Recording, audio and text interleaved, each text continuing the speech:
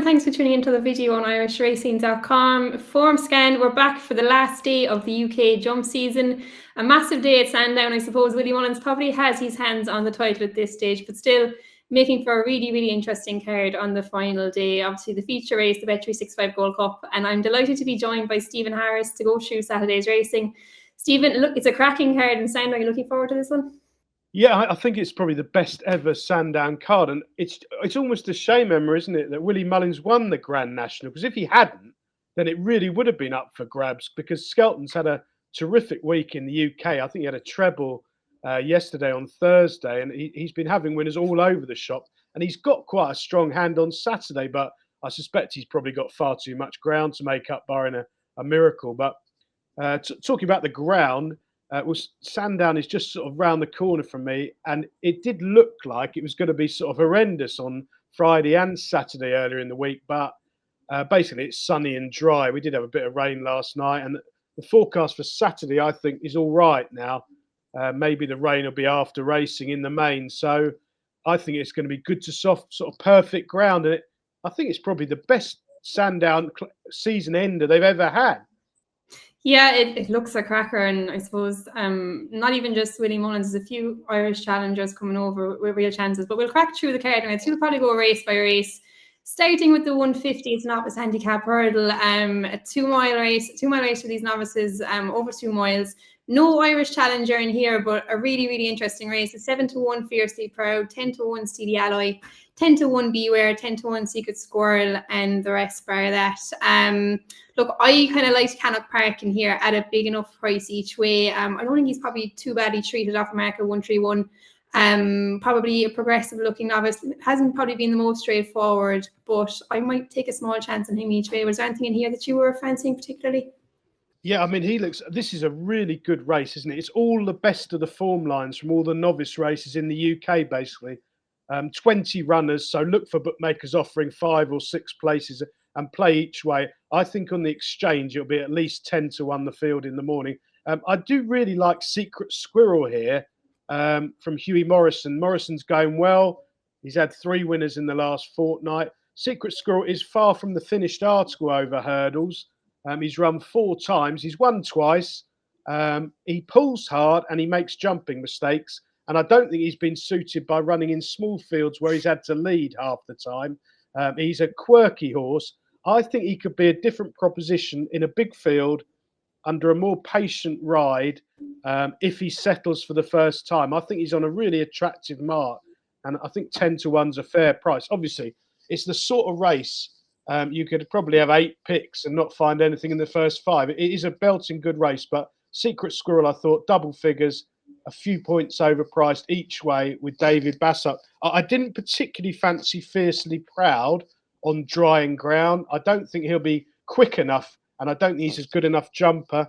The one you mentioned is an interesting runner. I mean, he'll definitely get a big price. I think Paul Robson trains that one. I mean, he wouldn't be known for big Saturday winners in the South, so he's liable to get ignored by the public in the market. He could definitely run well. And the Skelton horse, Be Aware, has only run 3 times, makes his handicap debut after finishing second behind Cam Cenas at Kempton. He looks on a good mark as well. And I always think at this time of year, Emma, you want to be fresh, basically. You don't want to have been running 8 times on heavy ground over the last 9 months. You probably want to have had 1 or 2 runs recently and been saved for the spring rather than like an afterthought, which a lot of these horses will be. Yeah, it's a long old season, I suppose, and that probably comes in particularly when we're looking at the Whitbread later on in the card. But yeah, I just thought Cannock Park, like you mentioned there, surprised such a big price. Probably trainer being factored into that. Probably not the biggest, most well-known name, I suppose, down south, like you said. I just thought his form this year looked progressive, though. Like he was 3rd in the Form Bee, I think, behind Django Bay and Favour and Fortune. That form was fairly well franked last week when Favour and Fortune won the Scottish Champion hurdle, naturally enough. Like I said, probably didn't look the most straightforward last time, but hopefully he'd learn from that experience. And I think 16-1 there, he might even get a bit bigger. He's got a good each way shout in there. So those are the selections for the first race. We'll go on to the 225 then. A really interesting contest, I thought, the Oakley Chase, won last year by Uwick, of course. And I think it's a full field of probably grade 2 horses, as you probably like to describe them. Two real contrasting types in here as well. Easy Game, a prolific winner. I think he's got a 47% strike rate over under rules, so far in his career. Whereas Hitman, probably hard to find on a winning day. The Real Whacker, a really interesting runner in here as well from Patrick Nagle. Disappointed in the Gold Cup last time. But stepping back in trip here now is definitely an interesting one there at about 5-2. Did you have a fancy in this one, Stephen? I think it's got a horrible shape for punters. I mean, first of all, 7 runners.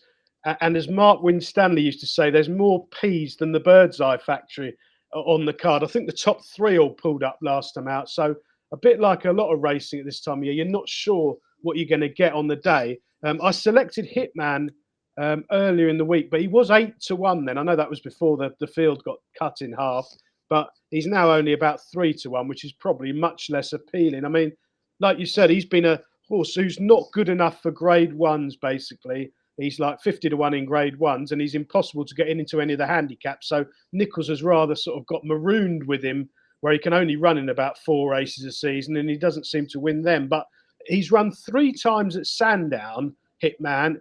He's finished second twice, which would be the best form on offer by quite some way, I think, in this race. The time he fell, he would have won. He was absolutely cruising. He jumped brilliantly as well. I think he fell at the 12th when he was cantering all over him. So Sandown's no problem. I think he'll like the good to soft ground over 2 miles 6. I think he'll go really well for a long way. I can't say I want to put my last 5 on him, seeing it out on the bridle up the hill. He's not that sort of horse. He can be a bit of a weak finisher, but I thought he'd run well. Nichols has had 12 winners in the last fortnight, so they're absolutely flying, which is a big plus. Yeah, he's obviously got a big chance in there of other favourites price. I probably just wouldn't trust him completely to get his head in front. He has got the blinkers on first time. Interested to see will that help him maybe seeing out his races a bit better. I just think the Real Whacker probably should be winning this realistically. If he's back to his best, because I suppose he's had the in and out season, pull up in the Paddy Power first time out, decent one in the King George, a decent one in the Cotswolds Chase. Maybe just having the visor first time in the Gold Cup might have didn't really help his chance. I suppose he maybe ran a bit too enthusiastically, stepping back in trip here slightly. Maybe a question mark, will he be quick enough for this trip or on a track like Sandown? But I'd say if he's at his best, he probably should be winning this. Easy Game, there's the highest rated horse in the field, but 10-year-old now probably not getting any better. Cheek Pieces on first time will be interesting. Prolific winner in Ireland, but you'd maybe wonder, would he be the same level of a horse like the Real Whacker? Real Whacker is probably closer to a grade 1 horse than I would say Easy Game is. So I think the Real Whacker, if he's there at his best, he probably should be taking this one. But we'll go on to the 3 o'clock then, the Celebration Chase. Cracker here, we're finally getting to see El Fabiolo taking on John Bon. Probably we missed him at Cheltenham, but El Fabiolo maybe has slight question marks about him now after pulling up at Cheltenham. I suppose made a bad mistake that day. We were at Mullins's, I think was it last week, and he said he wasn't quite right after Cheltenham. I think a bit stiff and a bit sore, maybe feeling a little bit sorry for himself after that mistake. John Bon, great winner at Aintree. We know he kind of backs up his runs well. He's one, I suppose. Henderson gets a lot of stick for not running his horses too often, but John Bon seems to take his racing really well, and he gets plenty of it. He's in here 2-1. Do you think El Fabiolo should conform that Arkle form, or would you be looking to take him on? I think it's sort of a prices race, isn't it? I'd be quite surprised if Joe Public were willing to bet 6-4 on El Fabiolo. I must admit. I mean, obviously he made that horrible blunder at Cheltenham. I don't think he was going that well beforehand. He was fiddling over the fences. It didn't look sort of right, sort of after timing. Obviously, I didn't lay him or anything, but when he made that mistake and they pulled him up straight away, you sort of thought something major had gone wrong. I didn't think it was necessarily the blunder that was the sort of primary cause for being pulled up. I must admit. I mean, I couldn't dream of betting him 6. I don't think you want to be betting 6-4 on at this stage of the season, anything, to be honest, because I think you're around about evens to get your true running at the end of a very long season. And obviously, he's a horse who maybe had more issues. I'll tell you what, Emma, he'll be a classic exchange horse, won't he? If he's sort of 7-4 on stable nap, which, let's be honest, if he hadn't run at Cheltenham, he'd be 3-1 on here. There's no doubt about that. But he did run at Cheltenham. I suspect the public will want to back John Bon, and I don't think they'll want to back El Fabiolo. It'd be a fascinating market. I wouldn't be surprised if they didn't end up more like 5-4 and 6-4 than 8-11 and 9-4 that they are now. I mean, the thing with John Bon is he's not a horse I particularly like. It was a horrible effort at Cheltenham when he got rolled over. I know he made a bad mistake there. Elixir Nuts beat him, didn't he, on the nod? Somehow. It was absolutely impossible he got beat, but he managed to. He's not the most likeable horse in front, John Bon. I don't think he was that impressive at Aintree the other day.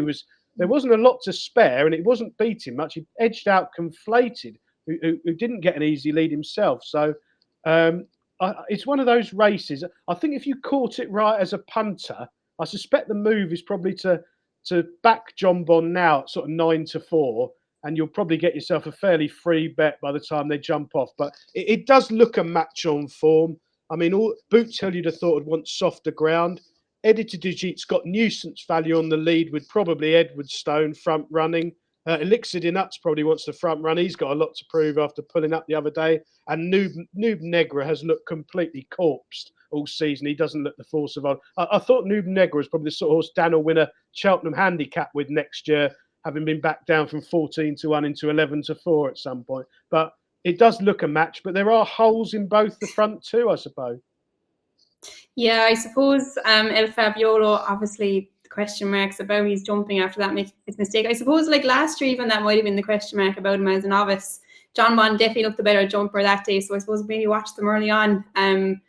If there's plenty of pace on the El Fabiolo's jumping will be under fair scrutiny, but I thought maybe before Cheltenham I wasn't too worried about it. Obviously you'd have to a few more question marks about him now, and just the fact that maybe he was a little bit sore after the race as well.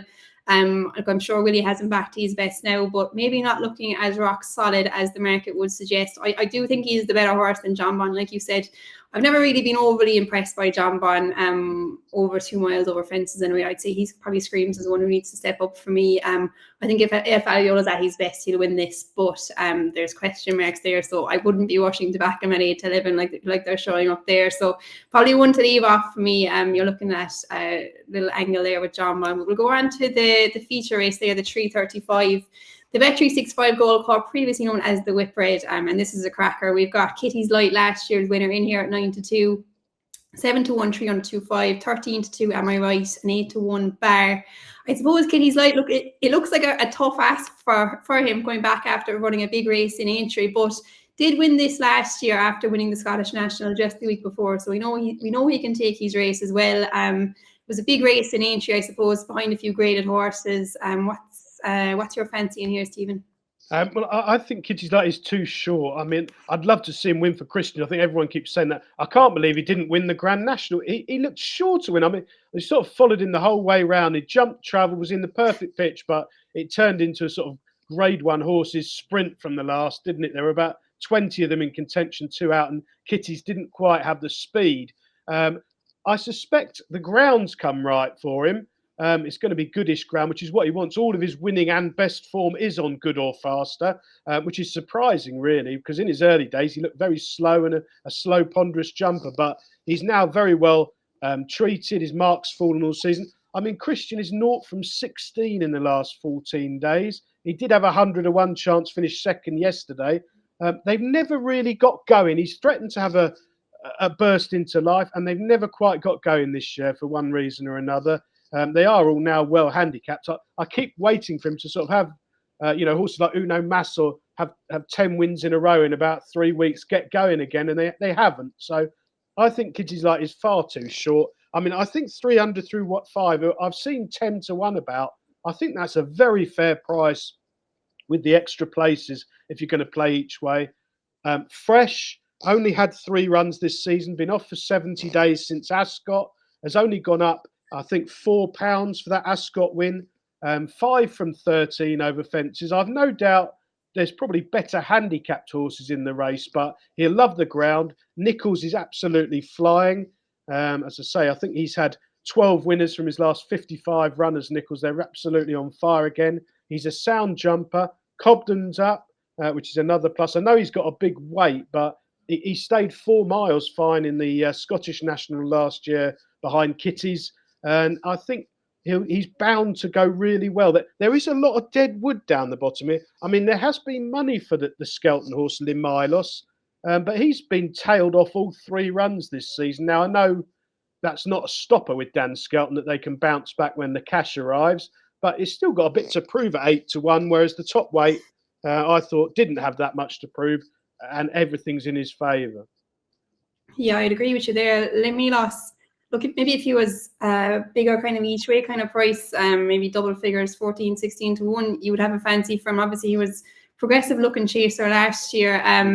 But like you said, hasn't been overly convincing over hurdles. Now, I suppose, like you kind of mentioned there with 300-2.5, few of these in here, I suppose in particular the Mullins horses, like this is kind of maybe a bit of an afterthought for them. Manila Cocoon or Nick Rocket both ran in the Irish National, whereas Lemilos and 300-2.5 maybe have been put away from this. I think Paul took 300-2.5 out of the Aintree National, maybe targeting this one instead, probably hoping that Willie hadn't won the big one in Aintree and this might have been his title winner. But yeah, Lemilos, 8-1, I wouldn't have him, but with the Skeltons, I suppose, when they plan one out like this, I wouldn't be surprised to see him run a big race.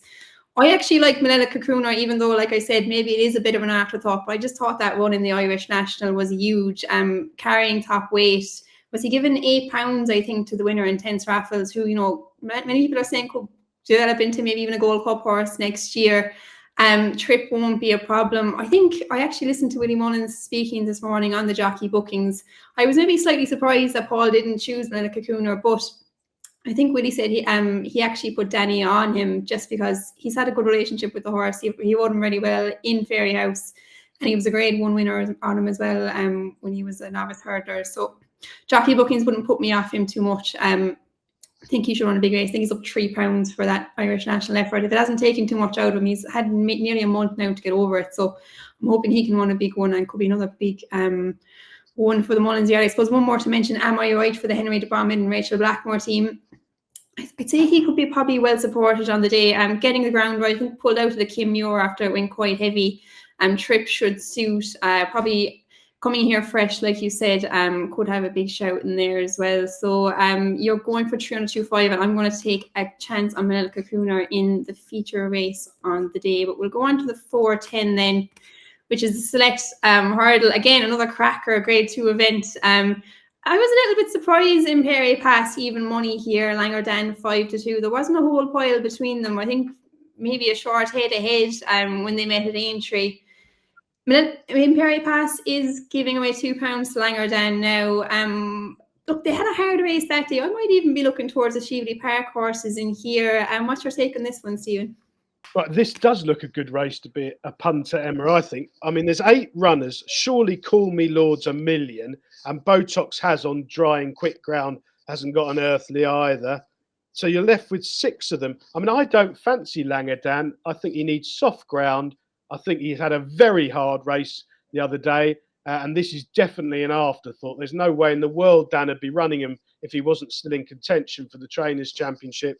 And I think he's probably a bit flattered by what became a very messy race at Aintree the other day on pretty testing ground. I mean, I thought Impaired Pass did really well to win at Aintree. He didn't settle at all. He was very free and it became a bit of a dash. And then he idled and messed about in front. I mean, I can see him gliding round Sandown on decent ground, to be honest. I thought he was the standout choice here, but there's probably others each way. If you don't fancy the second in and 2 of the rags look impossible, maybe horses like Ballyadam come into it around about 8-1. I mean, he's been running well all season. He ran really well at Cheltenham, finishing second behind Langerdan. I wouldn't be at all surprised if he reversed the form.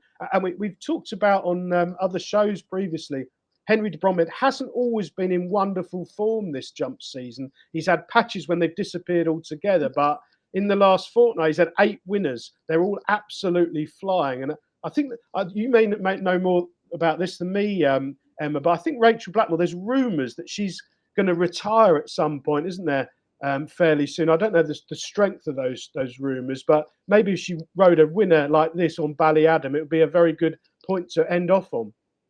Yeah, I think those rumours have probably been floating around for the last 2 or 3 seasons. Look, sorry, I'm not really sure. I haven't heard anything concrete. There's always kind of stuff floating around on Twitter and stuff like that. But you'd imagine she'll keep going till Punchestown anyway. I'd be surprised if she retired on Ballyadam now. But maybe one to keep an eye on, like Ruby did on Kimboy. If she would have been a big Grade 1 winner at Punchestown, she could buy her out like that. But just have to wait and see on that one out fast. I haven't heard anything too concrete about it, but yeah, I actually give Ballyadam a chance in here as well. Like I suppose if you look kind of at that run in the Carl Cup behind Langerdale, he was giving him £6 that day, and he's getting 4 today, so he's £10 better off with the Skeleton Runner.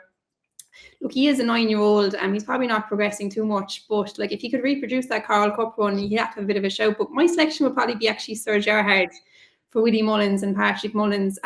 He's probably just been a horse, like he's a bit perplexing, I suppose. Like when you won Ballymore that year, you thought, God, this could actually be a superstar. But he's kind of been mixing up over all kinds of trips. I don't think he ever really wanted the 3 miles. I remember there was actually a great quote of, I think it was Jamie Codd on a Cheltenham preview night saying he wouldn't get 3 miles in a horse box. And I think after plenty of tries, he actually might have been right on that one. I don't think he ever really appreciated it too much. He hasn't done a whole pile of running over this type of trip, like the 2.5, 2 mile 5. I think he won the Ballymore. I think he was second to Flame Bear in the Willow Warm Gold Cup over 2.5, and won in Punchestown over 2.3 this year as well. And look, he was over 2 miles last time, winning in Cork. That was obviously much inferior opposition, but looked in good fettle that day. I think this trip, he's probably capable of winning a big race, and coming up against 2 horses like Imperi Pass and Langerdale, who, like you mentioned, had hard races last time. I think 8-1. He might even get bigger. About Sir Gerhard doesn't look a bad bet at all.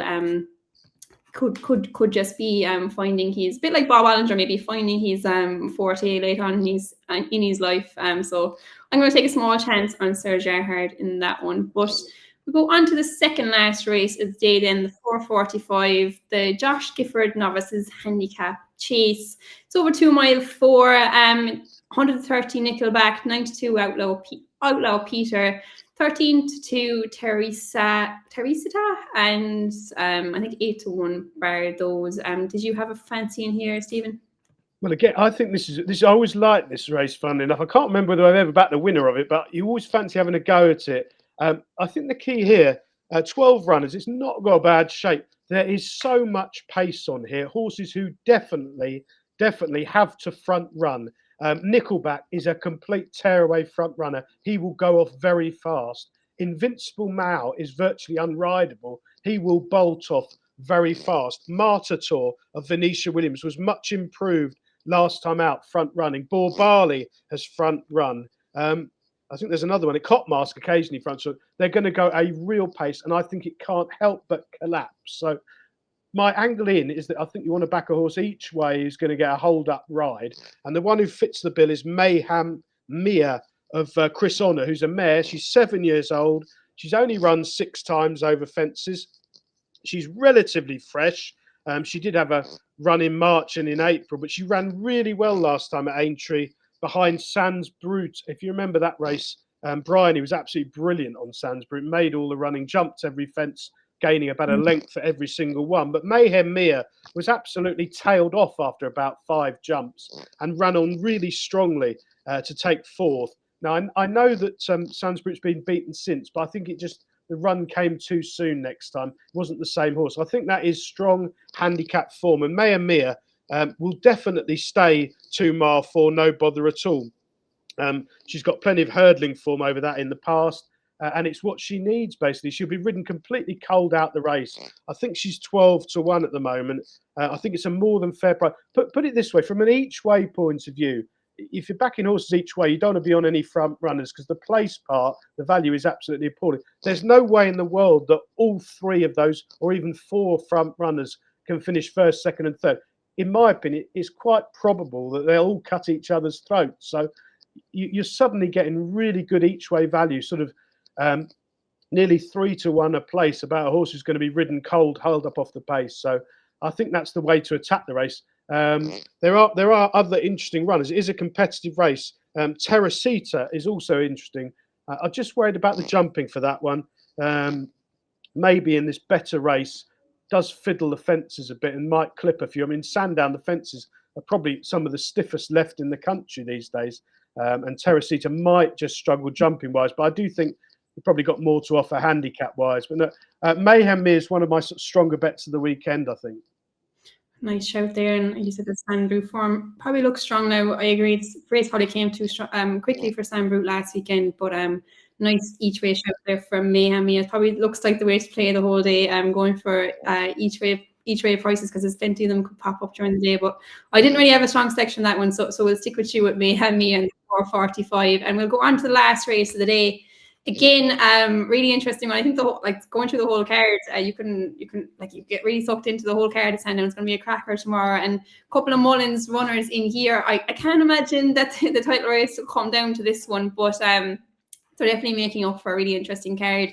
Sam Magist in there at around 11-2. He was described as maybe one of the hardest ones to handicap by the VHA handicapper before disappointing in the Coral Cup. Had beaten Noble Yates in Limerick earlier in the season, back in December. So really interesting one here again after being dropped £2 for that one in Cheltenham off mark of 138. Another one in there with a favourite chance, Pickrock for Ben Pauling and Keelan Woods. Thought he was really interesting one. I've been progressive over her so far this season. Form looks decent so far. I think beat in the Waterside in Ascot back in February. That was franked there recently when in the Waterside ran a big race in an A3 handicap, beat by a stablemate over course and distance last time. I think he should run a big chance on nice ground, which should suit him. Did you have fancy in this one, Stephen? Again, I think it's got a really good shape for punters, Emma. There's 18 runners, so you'll be getting a minimum of 4 places. I suspect firms like 365 will pay 5 or 6 places for looking. So it's a blinding race to have a bet in.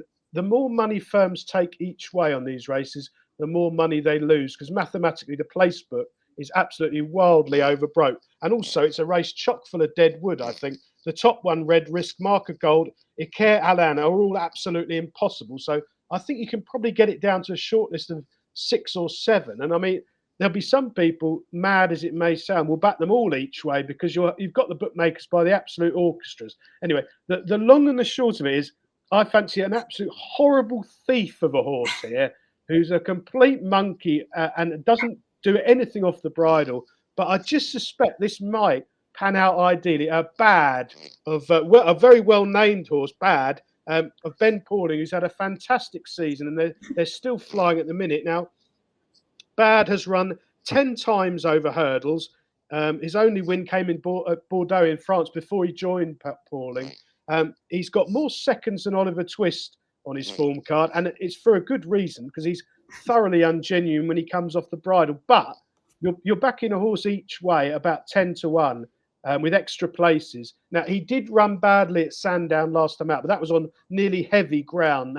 Unless the rain arrives earlier than it looks, I think it's just going to be good to soft by the time this race comes around. His previous run at Ascot was over this trip, and he cruised round and jacked it in off the bridle, refused under Benjo, somehow got beat ahead, having traded long odds on him running. And I think a repeat of that form, and he's going to get the perfect setup here. They're going to go far too quickly, and they're going to go for home too soon. If he can be ridden sort of cold by Ben Jones from out the heat of the race, I think he'll come there absolutely cruising and then probably jacketing up the hill. But hopefully we'll finish in the frame and give you a really good run for your money. I think he's probably a good bet, and maybe pop him in an each way double with the extra places if you can get them with Mayhem Mia in the race before. Interesting one there. Bad, definitely aptly named. I think he really fancied for the Boodles first time out. First run for Ben Pauling. I think they booked up Rachel Blackmore and he was heavily supported. But yeah, he hasn't been the easiest one. I couldn't believe he was beating Ascot that day. I think it was Joe Anderson on something caught him on the run-in. But yeah, he does seem to throw in the towel, but could run a big race there around 8-1. I'd probably stick with the Ben Pauling one.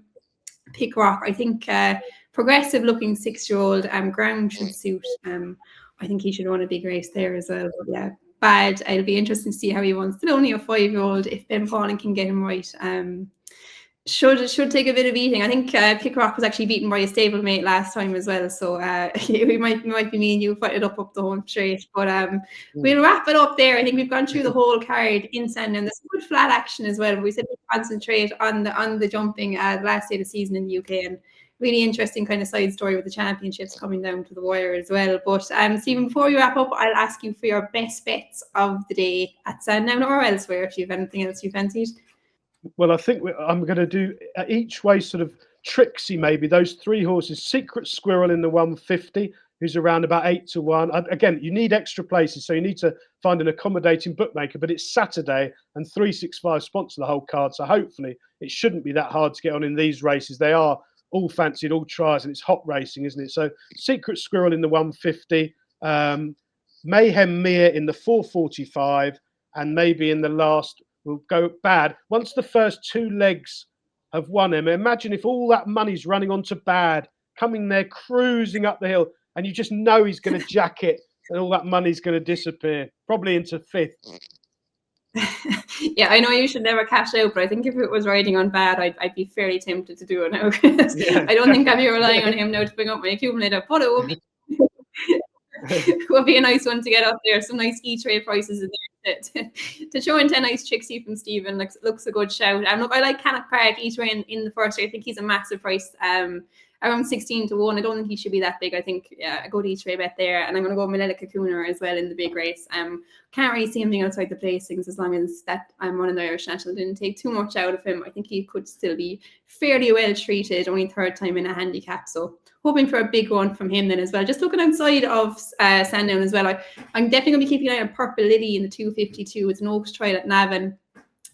For Paddy Toomey. Look, she's 5 to 4 on the tissue. I'd be interested to see what price she actually opens up at. I think she's going to be really hard to beat. I was down there the other week, and they seem pretty keen on her. I think she's headed for the Irish Guineas, so that's another one I'll be keeping an eye on over the weekend. But we'll wrap it up there. Thanks so much, Stephen, for all your contributions. To everyone watching, if you're going to have a bet over the weekend, make sure to gamble responsibly. And if you enjoy the Irish racing content, make sure and like and subscribe to the channel. But we'll wrap it up there. Thanks, Stephen. We'll hopefully have you back on again soon to preview some more action. But that's the end of the UK jump season for us. Hopefully, we found a few winners, and thanks for watching.